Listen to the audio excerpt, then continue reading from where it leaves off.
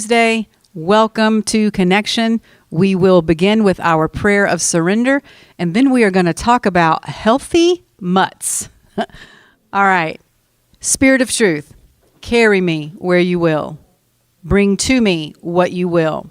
Take from me what you will. Awaken in me what you will.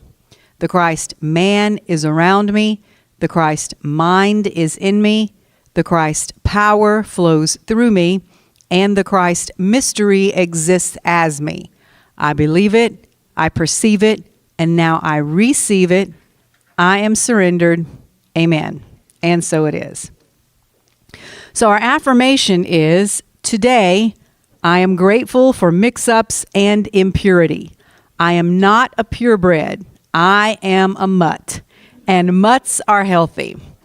So my brother, being the dog lover and longtime dog owner that he is, wrote this. And he says, strange way to start a devotion. I would agree. Mutts?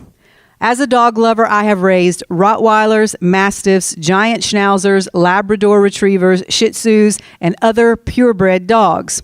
Although purebred dogs bring a higher sales price, they usually have innate genetic defects with their hips, sight, hearing, and health in general. Amazingly, the dogs I loved growing up were mostly mutts. That's all we ever had, except my dad did breed and raise purebred Doberman pinschers for a while. But other than that, we always had mutts. Sweet dogs that wandered into our yard with nowhere else to go. And of course, my daddy kept them. Those, which, by the way, my cats are up to 16 now. And I still, Miss Bobby, have not heard back from the Planned Pethood place that promised me they would get back to me within a week about helping me with the traps and the spay and neuter. But anyway, I digress. Me and my 16 cats are still surviving. Yes, and thank you. Shout out to Michelle Prescott, who told me about some cat food at Walmart that's much cheaper than at the grocery store. So that's what I've been doing. All right. These dogs were a mixture of all types of breeds. I don't remember these mutts having hip dysplasia or cataracts. They were amazingly resilient and healthy, genetically strong dogs. What does this have to do with spirituality? Remember, everything is spiritual. Even dogs. As a mutt is healthier than a purebred, a person exposed to diverse cultures and religions has a stronger, more exhaustive, and flexible spiritual foundation than a purist or fundamentalist, seeking to be monolithic or separate. There is an old saying that travel is fatal to prejudice, bigotry, and narrow-mindedness. That was by Mark Twain. A well-traveled person exposed to the beauty of the world's diversity would have to work very hard to hang on to prejudice. Furthermore, aren't we all mutts in some way? The purity of any race is really a myth. We are all part something. Embrace your muttness. There is strength hidden in your mixture. All right, and here's our ending prayer. Creator of diversity, I am grateful for the diverse people, places, and experiences you bring my way. They make me stronger. Amen.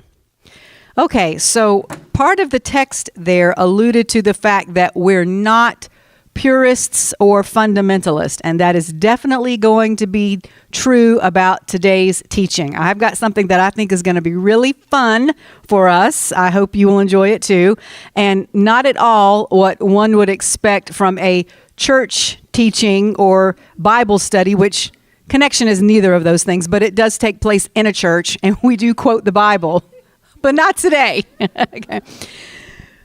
So week before last, I read to you from a story that I had found on a YouTube channel called Victorian Sleep Stories, which is where someone tells a story in a very soft voice, and this one happens to be with a British accent to put you to sleep.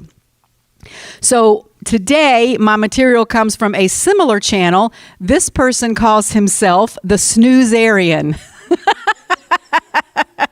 And his goal is to put you to sleep, or at least to help you relax as he speaks in this lovely, soft British accent. And this one today is not really a story. It's more like an elongated description. And even though his accent is British, he is describing a certain era of American life. And as I was listening to it the other night, I was thinking about what he was saying, and without really meaning to, it was full of this wisdom and some life lessons, and it's beautifully written, and it's funny in places, and it's very nostalgic. All things that I have a very soft spot for. So, as my dad used to say, return with me to the thrilling days of yesteryear. Dad used to always say that. It came from some radio show he listened to as a kid. The 1970s, to be exact, okay? So we're going to get there right after we say our connection affirmation together. And hopefully, though, this will not put you to sleep. I don't have his voice and accent, so hopefully you'll enjoy it and relax, but not be put to sleep. All right. I allow perfect health in my body, perfect peace in my mind, perfect unconditional love in my heart, and the perfect divine timing of spirit to guide my life in thought, word, and deed. All right, here we go. Life lessons and just some general joy for no particular reason, remembering the 1970s. So he begins, "Hey guys, tonight we're stepping through the front door of a house that somehow existed in every neighborhood, on every street, in every corner of America during a certain era. A house with a smell you can probably still remember. Something between synthetic carpet and a casserole dish on the counter, its contents not yet fully cooled. A house where the walls were the color of things found in nature that no one would ever actually choose to look at for very long. Have you ever wondered, or for all of us in this room, do you remember what it felt like to walk into a brand new house in the mid-1970s? What the carpet looked like before anyone had walked on it enough to flatten the fibers? What the kitchen smelled like on a Tuesday afternoon when something was baking and the television was on in the other room? What it felt like to sit in a chair that was brand new but somehow already uncomfortable? What it meant to be modern in a decade that was making up modern as it went along? The 1970s home was not just a place to live. It was a statement, a feeling, a collection of choices that made complete and total sense at the time, but that now, if we are being honest with each other, require a little explaining. And just like that, it's 1973. All right, so lesson number 1. Ideas that seem good at the time do not always stand the test of time and do not seem good in the long run. So that is life lesson number 1. You know, sometimes decisions you make can feel as dated as wallpaper in 1970s. Does anybody remember? I'm going to talk about this later on too, but man, the wallpaper in 1970s was crazy. It was crazy. I have an aunt. She's still living. My Aunt Ernestine, and her entire bedroom. They made their house. Their bedroom was almost the entire upper floor. And it had this wallpaper all through it. I remember the background was brown, and then it was just green plants and ferns and bamboo. It's like you really felt like you were like stepping into the rainforest when you walked. And it was floor to ceiling. There was no accent wall to break. It was 4 walls of that. So that was the 70s. And again, anyway, I'm getting ahead of myself because he talks about it in a funny way later on. Somewhere down the street, a lawnmower is running, and a car with a long hood and a wider body than anything on the road today is parked in the driveway. Remember how big cars were in the 70s? Huge, huge. Inside the house, in every house, there is something on the walls that no one is going to believe, but we'll get to that in due time. You step inside, and the first thing you feel is the carpet beneath your shoes. Thick, dense, and slightly spongy, like the floor itself is attempting to cushion you from something. All right, so not really a life lesson, but an observation. I think that is exactly what a home should be, a sanctuary, a place where you are indeed cushioned by the people there and by the very surroundings from the sometimes harsh reality of what we call the outside world. Everybody needs a place or a time or a person or a group of people, a community that serves as their sanctuary. Okay, my mom and I have a disagreement about this because in her house, everything is about form and not fun. Everything is about for when company comes. And I'm like, but Mom, company comes like maybe once a month now. Maybe we have to live here every day. Why can't I put this on the counter and leave it here? Because I use it every single month. Oh, but it doesn't. Anyway, okay. So we have different concepts about what sanctuary should be, what a home should be, and whose comfort you should focus on there. Back to the carpet. It is not just in the living room. It is in the hallway.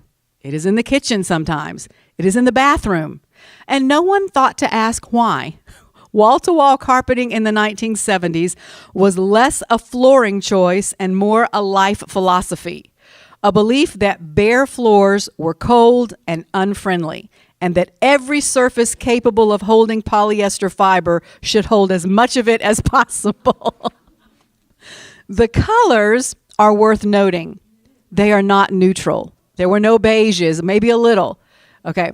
They were golden brown or deep avocado green or burnt orange.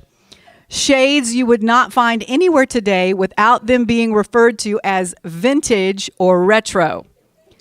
But in 1973, it's simply the floor, chosen with the same confidence that people chose everything in that decade, fully and without apology, from a sample book at the flooring store where a salesman spread the swatches across the table and lets you press your palm into each one to feel the pile depth before deciding. Okay, I didn't really go to a lot of places like that with Mom, but I cannot tell you how many wallpaper books I sat and looked at with her because there was nothing else to do because I was trapped and I couldn't drive and I was with her.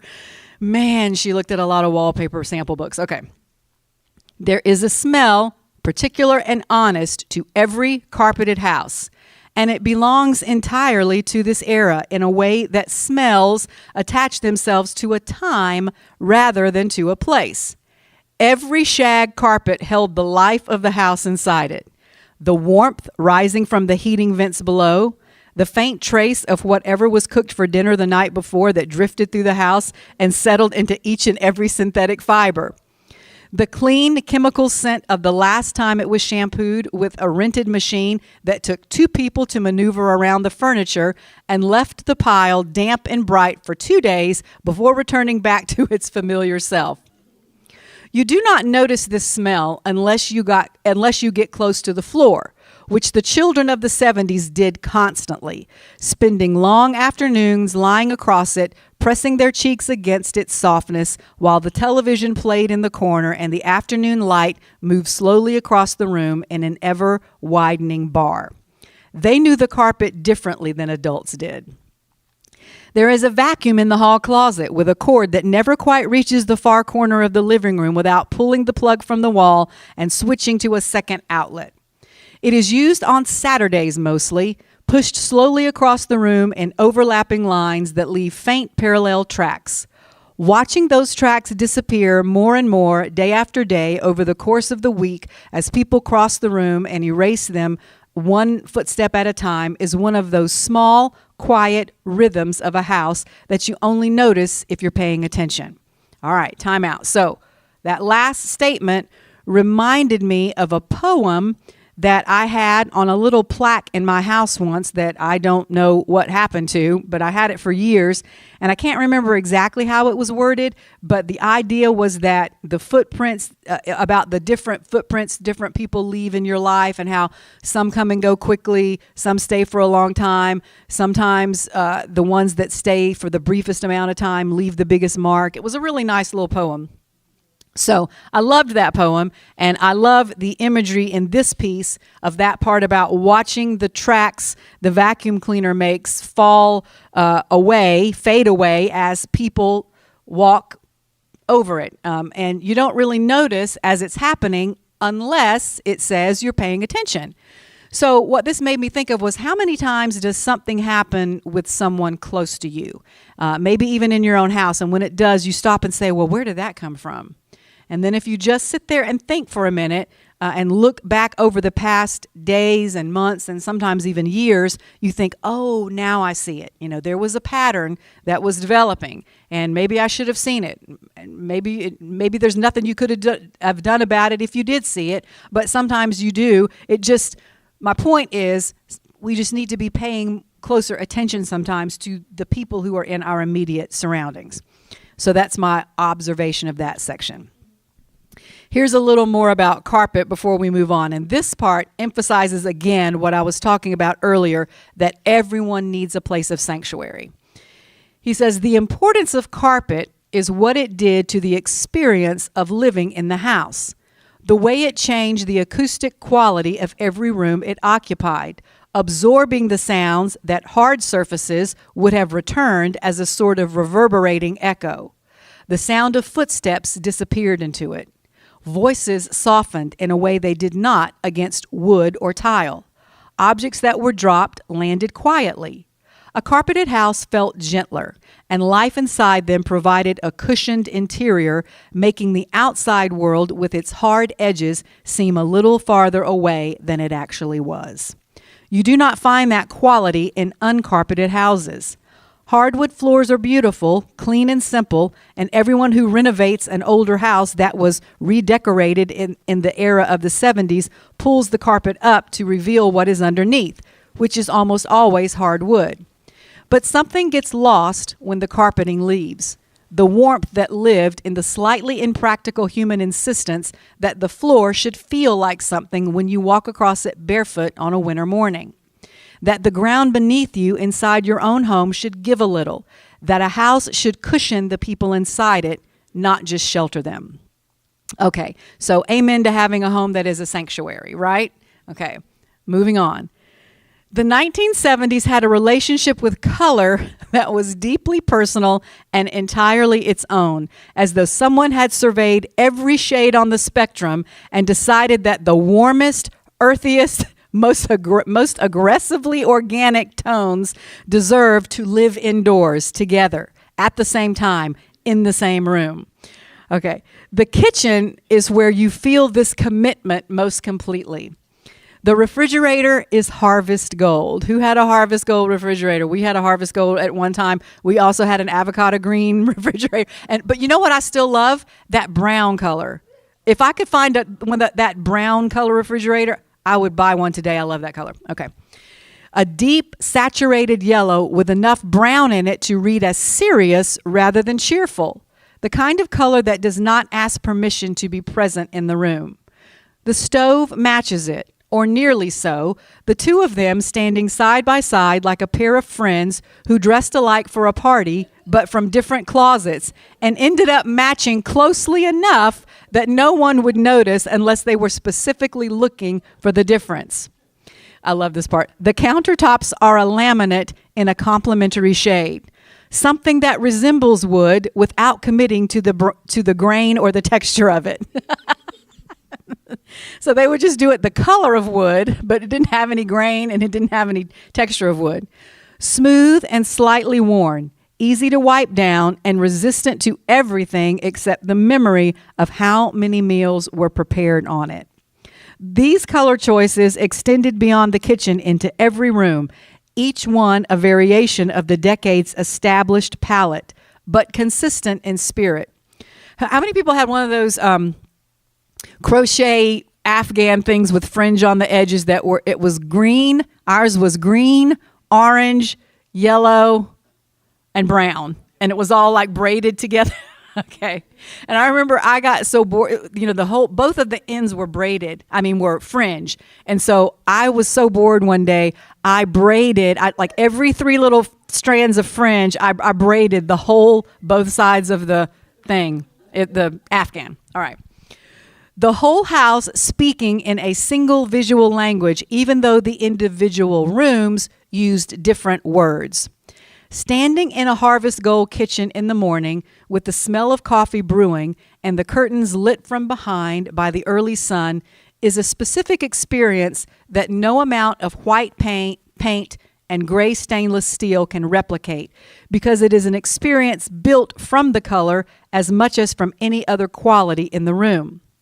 What replaced these colors over the following decades was a kind of careful restraint that had its own beauty and its own logic, but represented a fundamentally different attitude toward the question of what a home should look like. White and gray walls and the long reign of the neutral palette, chosen specifically because it went with everything, sometimes meant in practice that it went with nothing very strongly. That the room had no particular opinion about itself and offered no resistance to whatever was brought into it. These rooms were easier to sell, easier to photograph, and easier to change. But in exchange for all that ease, they gave up something that the Harvest Gold kitchen had in abundance: personality.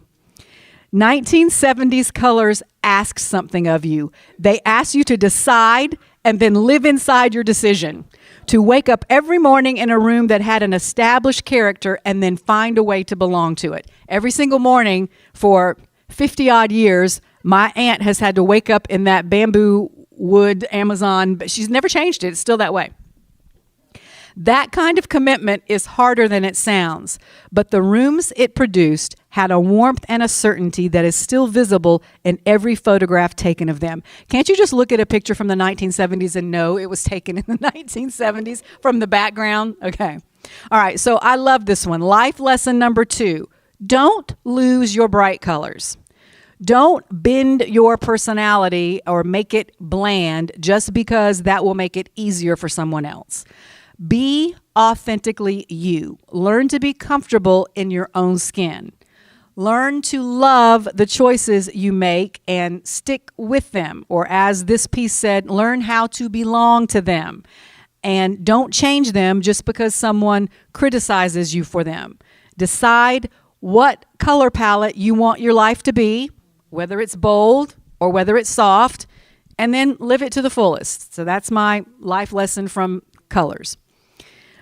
The next section made me think of how we build our lives, okay? With patience, with persistence, with adjusting as needed. It's a really descriptive passage. Here it is. It says, now this is the part where, remember, it said there is something on the wall that no one's going to believe. This is what it's talking about. It's talking here about it. There is something hanging near a window, a long, knotted piece of rope work. It is not a painting. It is not a photograph. It is macrame. And it very possibly was made by the person who lives here at a class or by following instructions found in a book. It came from an instinct that said, this wall needs something handmade.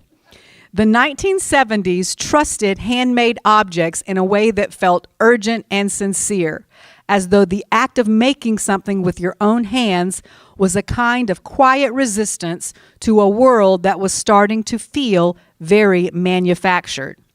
The piece hanging here is substantial enough to command the wall rather than merely decorate it.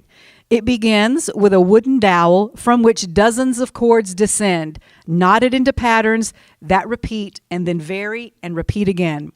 Square knots and half hitches building up into a texture that rewards looking closely and reveals more detail the longer you spend looking. The lower portion opens into a long fringe that moves slightly when someone walks past. A slow, gentle swaying that makes the piece feel alive in a way that a framed print never quite does. The cord is natural jute, the color of dry grass, and against the darker wood paneling behind it. Who had wood paneling in their house? We did. I loved it. Behind it, the contrast feels warm and considered, arrived at by someone who thought about how the piece would read in that particular light. Macrame was everywhere in the 70s, not just on walls, draped across every surface of domestic interior that was willing to receive it. Okay. So I remember I had, this is another 70s thing. I had it in my bedroom when I was a teenager. Did anybody have a terrarium? You know, the little glass things with, the dirt and whatever with mushrooms or plants, whatever. Okay, I had a terrarium hanging in a macrame hanger in my, did anybody else have those macrame hanger things or plant hangers? Okay, macrame had a chokehold on the 70s. Okay, he continues, the craft had a long history. Sailors had utilized decorative rope work for centuries before it arrived in 1970s living rooms, where it found an audience that was enthusiastic and large and entirely willing to learn. Pieces like this took hours of the maker sitting and working, evening after evening, following patterns from paperback guides, completing each section and then stepping back to look at the whole before continuing, adjusting the tension of a knot when the form started to pull in a direction that did not suit the design. There is a particular quality to things that are built up slowly over multiple sessions rather than being completed in a single sitting. There is a patience woven into the piece itself that is perceptible in the finished product, even to someone who does not know how long it took to make it or who made it. A store-bought print might be beautiful, but a macrame wall hanging communicated something a print could not, that someone had made this specific thing and put it on this specific wall, and that the hours it took were part of its gift.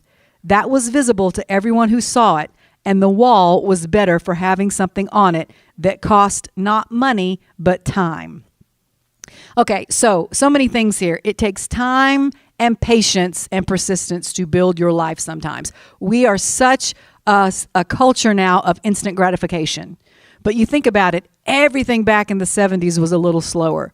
You know, no cell phones. If you called somebody and they weren't home, you just had to wait. There was usually only one phone in the house. If somebody else was on it, you had to wait your turn. It was just everything. You know, when did microwaves come out? I don't think we had one until the late 70s. So, you know, I remember though when I was a little, when I was about maybe 4th or 5th grade, I had a best friend, Amy Thomas, and in the afternoons, we would make cheese toast. That was our favorite thing to do. But her mother wouldn't buy the Kraft slices. She had the big block of the cheddar, and you had to cut it and then put it, and then there was no toaster oven. We put it in the actual oven, and so you had to wait for.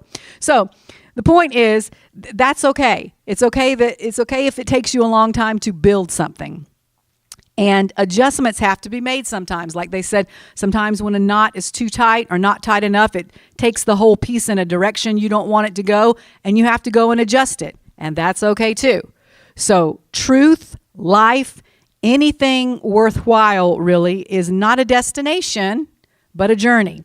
And sometimes the greatest gift you can give to others as well as yourself doesn't cost you money, but an investment of your time, creativity, and imagination. So that's what we learned from macrame. Moving on.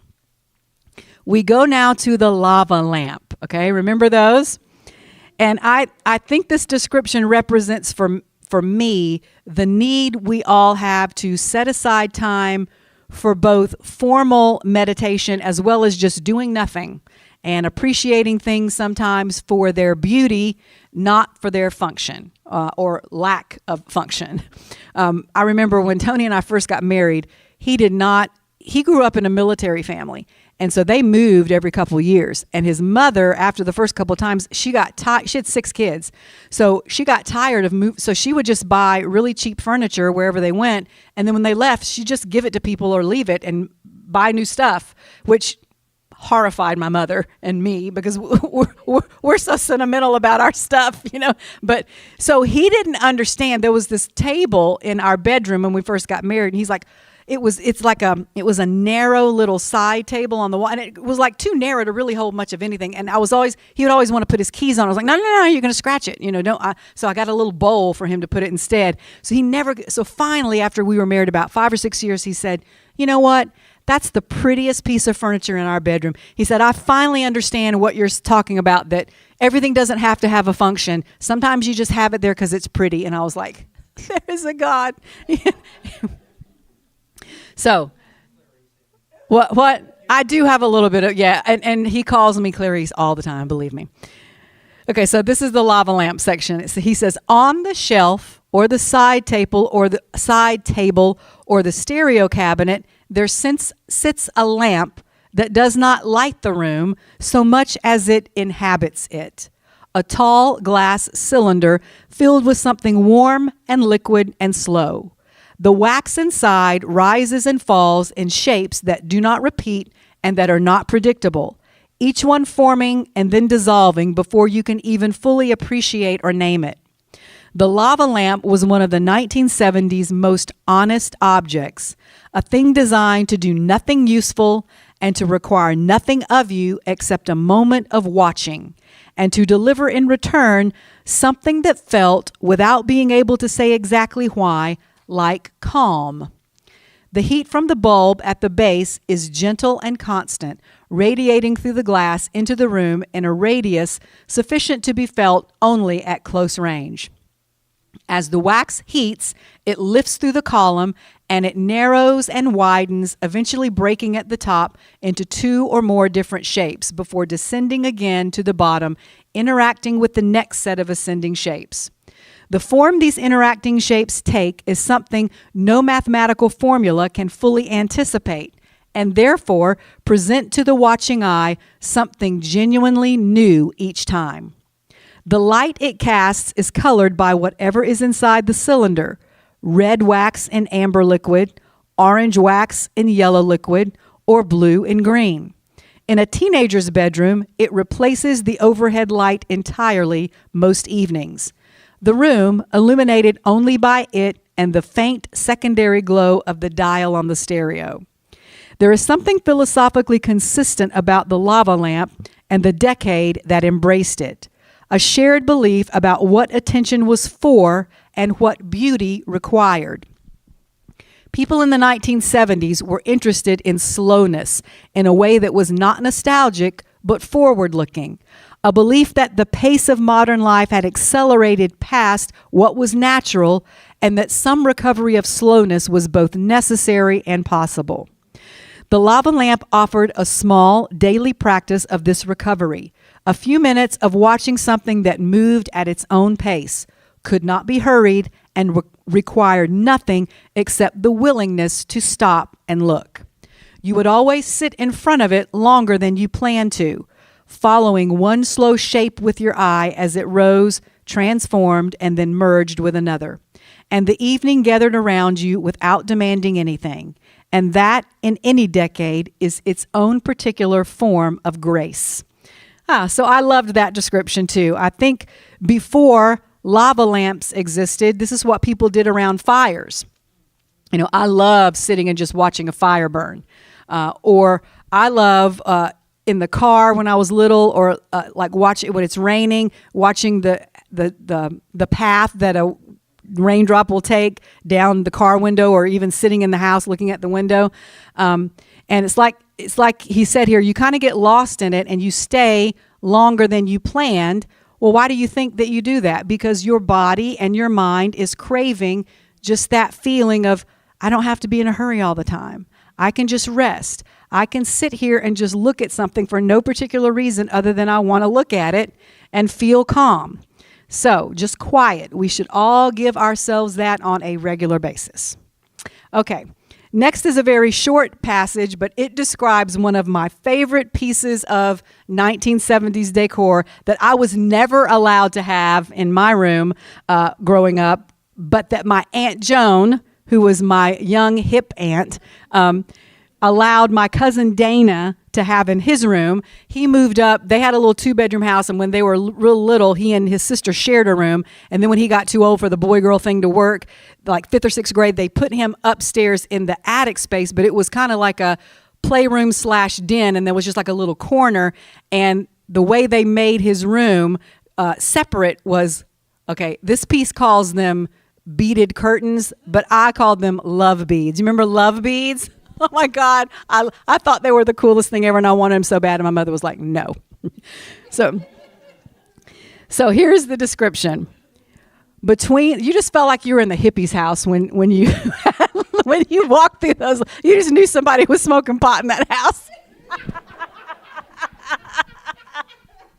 Okay. Between the living room and the hallway, or sometimes between the kitchen and dining area, there is a curtain, but not one made of fabric.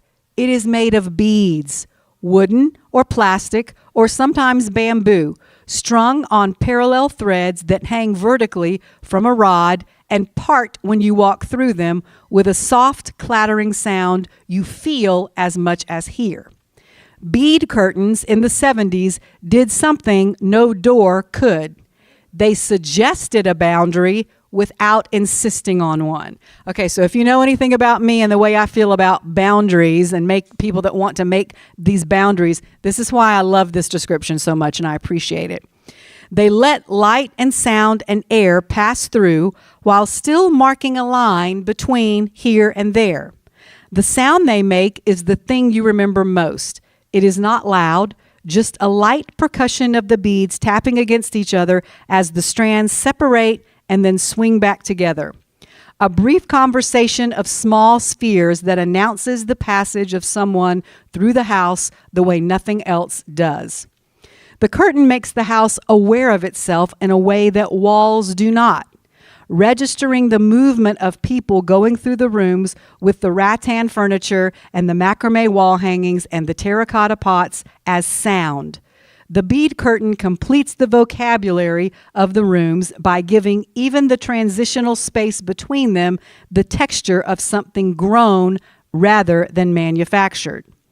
The bead curtain understood that the experience of moving from one room to another is itself a small event that can either be marked or left unmarked, and that a home is made up not only of its rooms, but of the passages between them.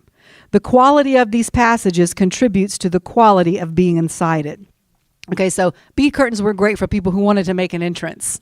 Okay, and that's what I think that it was talking about here, where it says it can be marked or it can be left unmarked, but beaded curtains kind of helped you make that entrance if you wanted to do so. The curtain marked those passages with sound and texture and the brief, pleasant pressure of the beads moving across your shoulder. The house felt more alive for having it, more aware of the people traveling through it. All right, so this next section, which will be the last one, this is kind of a shorter version today. There was more. This was a 2-hour video, but I just chose, it was so great. But I just chose a few things. They went through a whole thing of the shag rug and the rake. And okay, we never had that either because Mother didn't like. We had kind of shag carpet, but those really big rugs that were like really, she wouldn't let us have those. Okay, but so this next section is, to me, symbolic of the church or of a spiritual community and its importance alongside your personal spiritual walk. Because I believe, as I've talked about before, both are equally necessary, your individual spiritual practice and communal gathering. And this particular piece of 1970s architecture or feature is the conversation pit. Did anybody have a conversation pit? Or I'm talking about the sunken down, like you step down into the middle. Okay, in the neighborhood we lived in, that they were building those houses, but Mother didn't like that either, so we didn't have one. But our house plan called for one, and the house a couple of doors up, where I knew a girl who lived there, they had the same house plan we did, and they had one, and I was so mad that we didn't get to have one. Okay, this sounds like I'm so bitter at my mother. It's just her taste and my taste are completely different. Okay, so in some of the more ambitious homes, the living room floor is not entirely level. There is a section, usually in the center, that steps down a foot or so, creating a sunken seating area ringed with cushions where people gather to talk. The conversation pit was the 1970s at its most theatrical.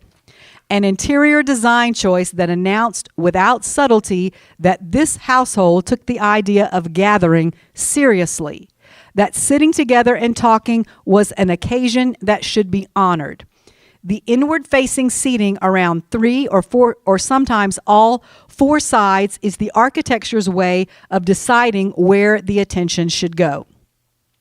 The pit creates a sense of closeness and enclosure that causes people to speak more directly to each other than they would just standing in a room or even sitting at a table. People listen to each other in this space a little more intently because the space itself suggests that being together in it is the whole point and that there is something real happening. The conversation pit gave the room an argument in the positive for gathering. It was a physical statement that the household believed in the value of sitting together regularly and had committed enough of the house's architecture to that belief to make it permanent. It was a statement that communication mattered, and it built that belief into the floor. So again, the symbolism there is, I think it speaks to the building of foundational principles into your life and into the lives of children.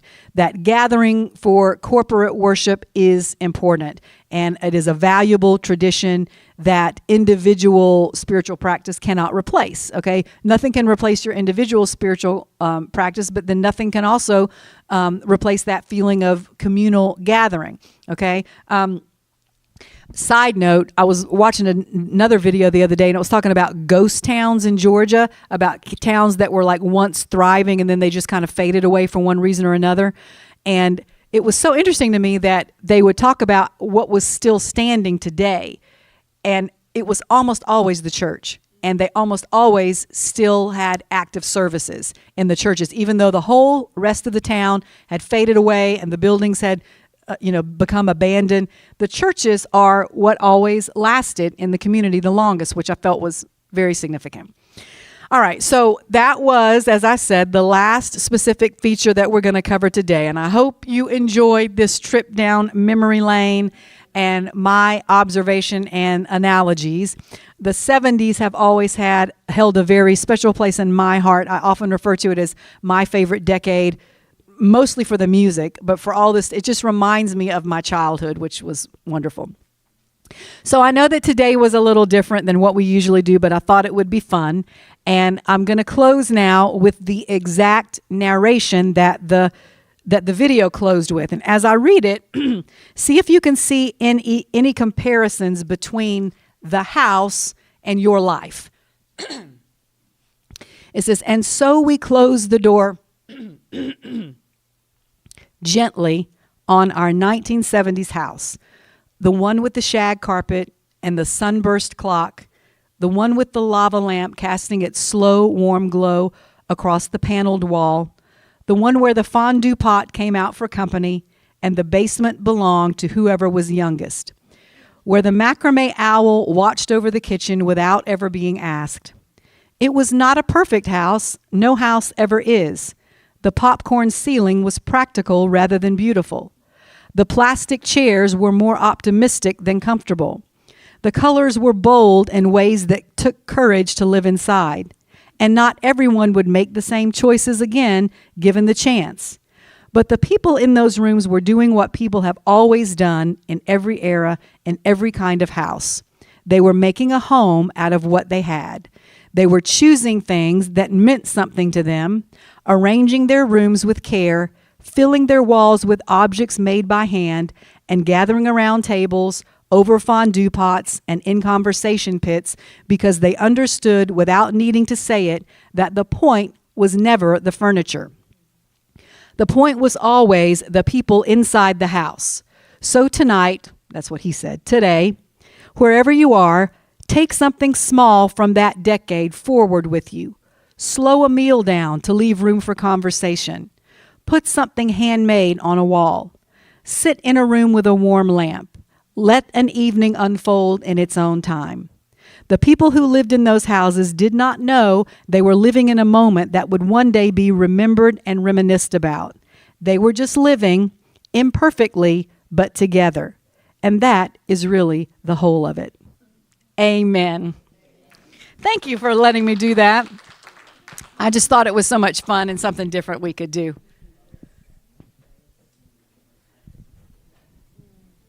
Blessed always, for the arms of God surround us. Let our joy be so triumphant that we rest in God and say amen. Blessed always, for the arms of God surround us. Let our joy be so triumphant that we rest in God and say amen. Have a groovy week. I'll see you next time.